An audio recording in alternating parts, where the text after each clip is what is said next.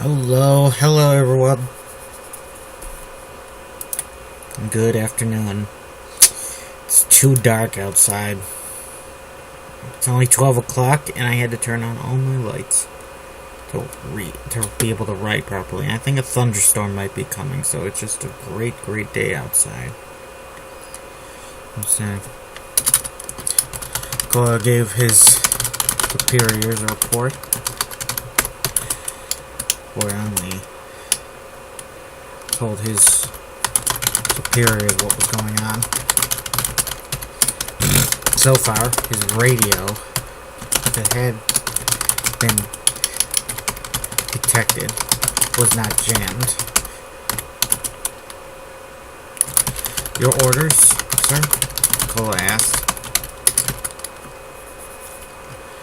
See what you can do to liberate the train cars adjacent to you, front and back.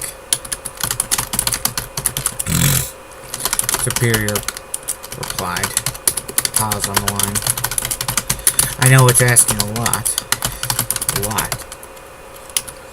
of you, but of a lone agent. Asking a lot, but F the civilians. Would Superior say something, a line like that? It's not asking a lot, but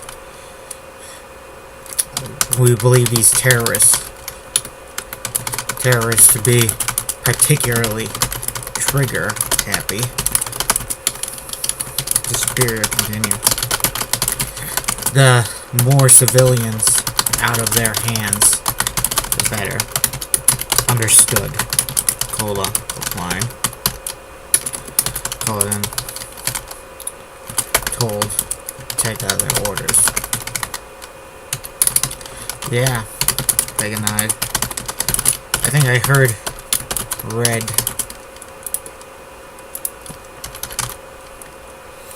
read in a book somewhere that the offense is the best defense. Yeah, Kola agreed. Meanwhile, on top of the train,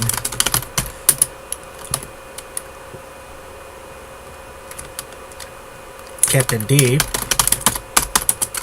found himself coming under severe fire.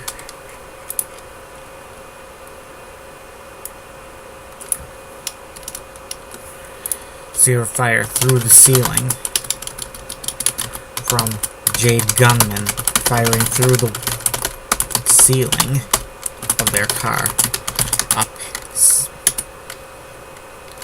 a regular passenger type with a lot of seats in it. He threw himself forward and quickly got to the end of the car, dodging a lot of bullets. D was under fire. Fire from elsewhere on the top of the train at the moment. He decided to do the unexpected. He jumped down to the door, to the closest door. Train car, those rude fellows have been firing up through. He opened the door and opened fire right in the doorway. Back and forth. His M16. Let's see, sights. Now you say he aimed down the sights when he had the scope. Yeah, you gotta think of such things when you're writing. I mean, he could have taken the scope off the rifle, but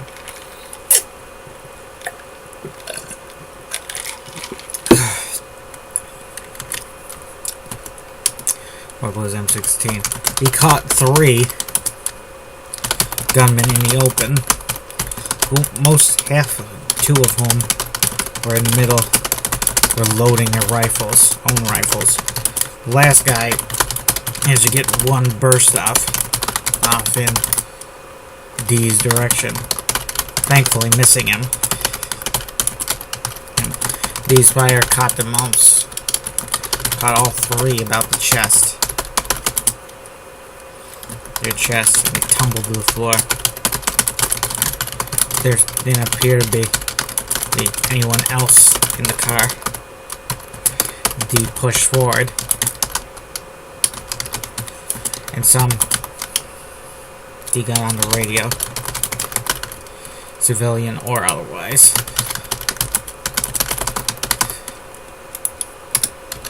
Just took out 3 more gunmen. D said. There was then a moan, and some gunmen staggered out from the cover of some seats 5 meters ahead of D. Good. Close to the door. Only a few. Only a leap.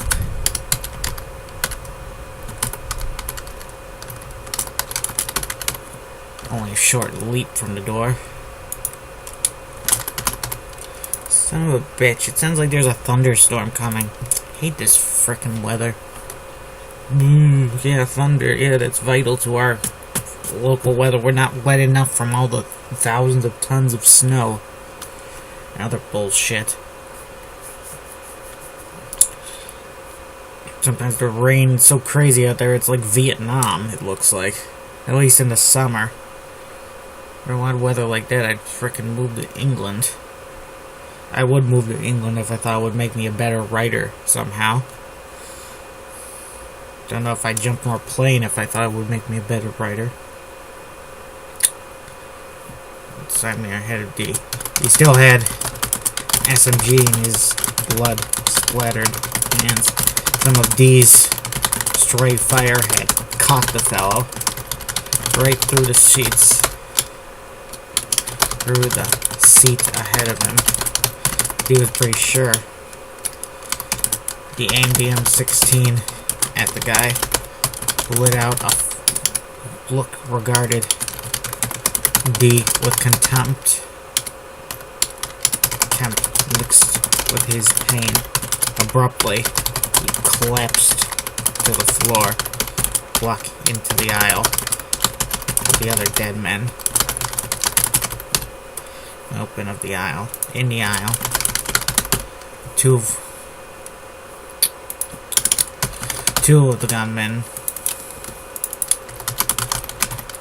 were in the middle, were loading their own rifles, M16 types. Yeah, probably not. Don't probably need to say that. Correction. 4. D muttered over the radio. D pushed in and checked through the whole car. Besides himself and those 4 dead men, it was clear. Got ourselves a last car, a current replacement caboose, he muttered. Detach it from the rest, the superiors ordered. We don't know what the terrorists are planning with the cars, the train. They might derail it. Derail it. Smaller train means less damage, destruction if they intentionally crash it. Understood. Understood, he replied. He went to the front of the car.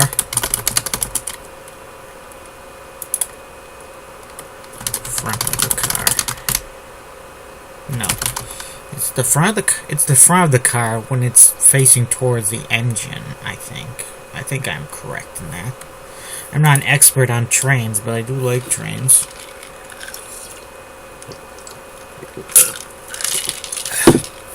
Trains interest me.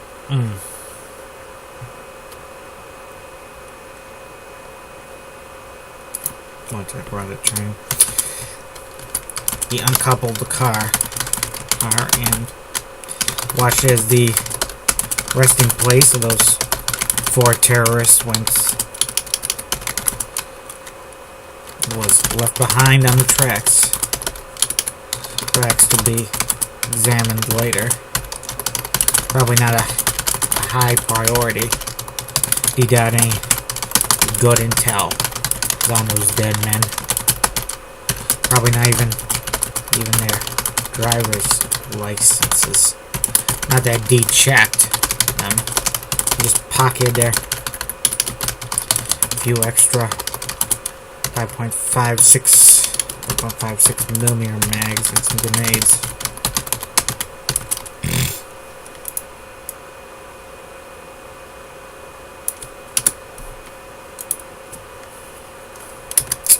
He found himself.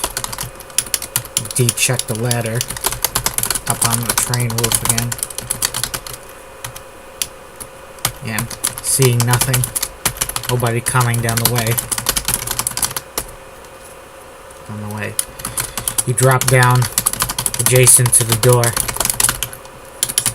to the next train. Another train with a lot of passenger seats. Should note that first other train was passenger seats. With seats, not cabins. Cabins are the luxury cars, I guess you call them. Luxury. Big blue seating. Let's see.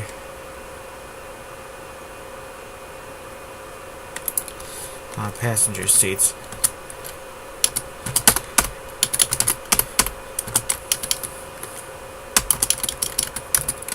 Inside that train were a few dozen civilians.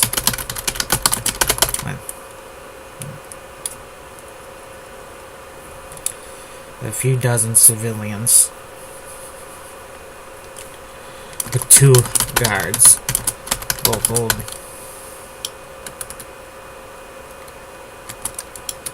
Both seasoned gunmen, terrorists of the Jade Underground. The higher ranked of the 2 was Corporal Mid Gerba, who was known for the nasty scars he had all over his body, the result of a very long and unpleasant torture session at the hands of Zetan army men. They had been trying to get the location of a planted bomb out of Mid-Gerba at the time. Toward the end, Mid-Gerba didn't even know the location. He just performed guard duty for the guy who did the planting,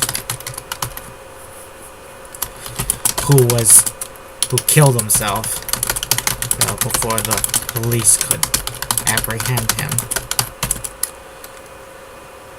Mid couldn't have helped with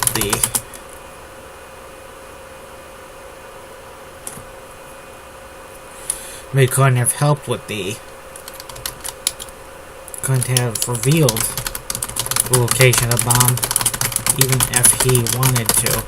And 10 minutes before the interrogation concluded,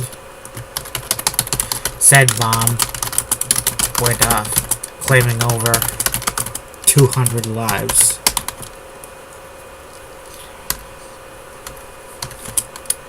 Mid's interrogators almost cut his throat right then, but instead he was carried back to a cell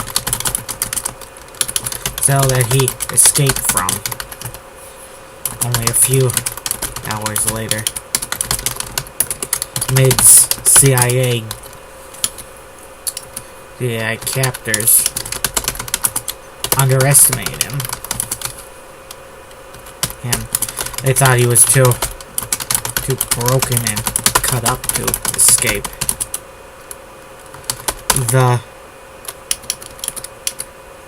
Later on, they found all his guards dead. His 3 guards dead. One of them, a surprised look on his face. His mate had seized and killed him so quickly when he came into his cell to check on his constant moaning in the corner. The other 2 were beaten beyond recognition. They'd like to joke, their own mothers wouldn't recognize them.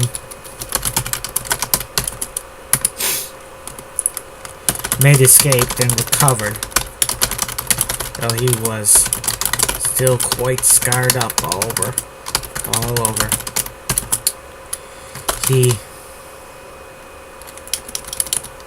with his full uniform and gloves on, the only visible scars were the ones on his cheekbones, on his cheeks.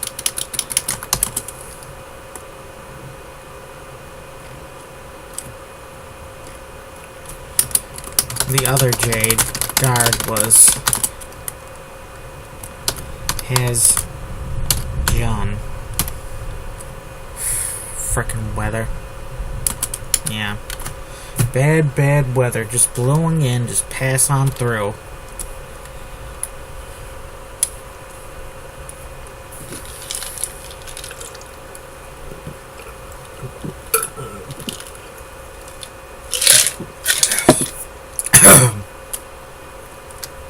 I used to get really nervous about thunderstorms. The other Jade guard was Haz Jum, a seasoned gunman who was the last surviving member of Wolf One, a notorious post-E-Day Jade guerrilla group. They harassed, for years, occupation forces and murdered politicians and any civilians that got in their way. Neither gunman was above using a human shield, and they showed that today when they seized one young woman and held her up before them as D opened the door and looked in. "Stay back," Mid yelled. "We'll kill this one. We'll kill them all." Has added, "We got grenades. We can take out this whole car."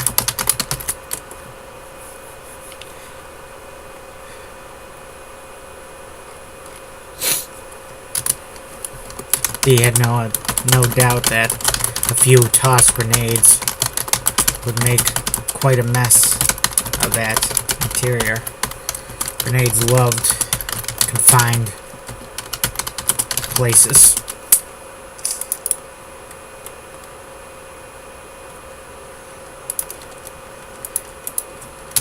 D leaned in with his M16 raised. "Drop the civilian. Let the girl go," D ordered. "You just jump off this damn train, you traitor," Mid demanded. "We're patriots saving our country. They're just slave to the occupiers." You're murdering your own countrymen. Countrymen for a cause that's lost. It's lost. He retorted. Give it up. Just give it up.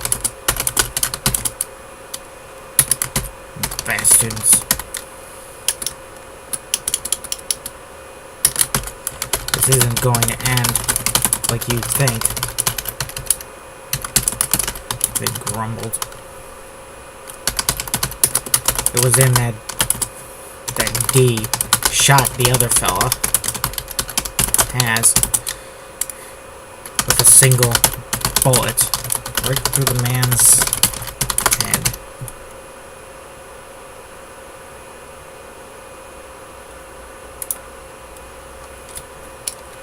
It was Has Jum who had his arm. Actually had his arms around the girl. An arm. Was actually holding the girl with his elbow against her throat. She